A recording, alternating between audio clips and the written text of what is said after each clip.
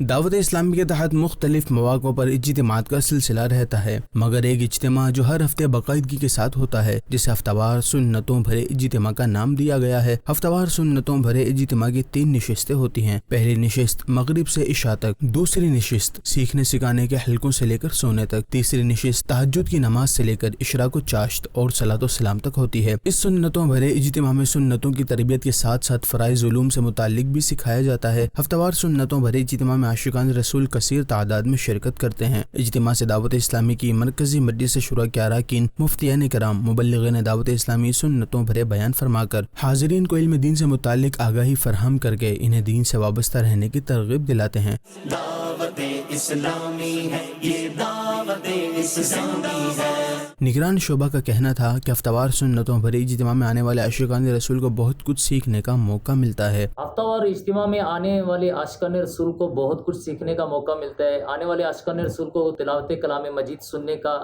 موقع ملتا ہے، نعت مصطفیٰ صلی اللہ تعالی علیہ وسلم سننے کا ذوق، عشق رسول، درد مدینہ، غم مرشد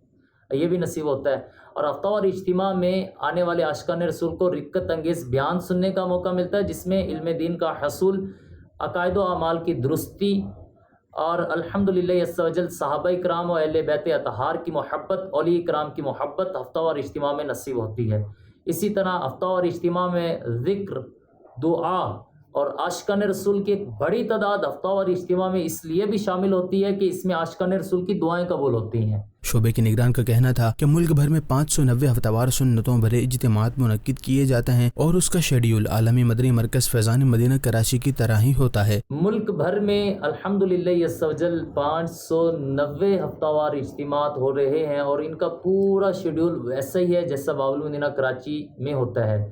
یعنی ملک بھر میں ہفتہ وار اجتماع کی ٹائمنگ اور پھر ہفتہ وار اجتماع میں تلاوت کلام مجید،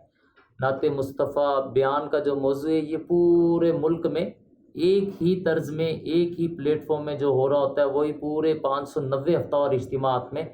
جو ملک بھر میں ہو رہے ہیں، ان میں بھی ایز اٹ از اسی انداز میں ہوتا ہے۔ نگرانی شعبہ کا کہنا تھا کہ ہفتہ وار سنتوں بھرے اجتماع میں دعوت اسلامی کے مختلف شعبہ جات کے اسٹالز لگائے جاتے ہیں تاکہ عاشقان رسول کو دعوت اسلامی کے شعبہ جات سے فائدہ حاصل ہو۔ ہفتہ وار اجتماعات میں الحمدللہ عز و جل مختلف شعبہ جات کے بستے اسٹالز بھی لگائے جاتے ہیں، جیسے روحانی علاج ہے تو عاشقان رسول جو ہفتہ وار اجتماع میں شامل ہوتے ہیں، ان کے جو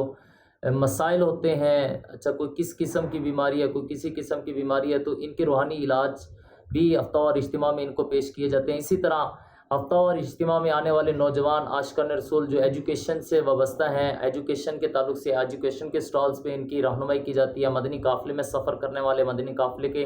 مکتب پر حاضری پیش کرتے ہیں۔ ملک بھر میں ہونے والے اجتماعات کے لیے 4 رکنی مجلس بنی ہوئی ہے جو عاشقان رسول کی آمد سے لے کر واپسی تک کے تمام انتظامات، جن میں کھانا پینا، رہنا، پارکنگ کے مسائل اور دیگر امور کو سنبھالتی ہے، اور یوں اس طرح ہفتہ وار اجتماعات تمام تر برکتیں عاشقان رسول پر لٹا کر اختتام پذیر ہوتا ہے۔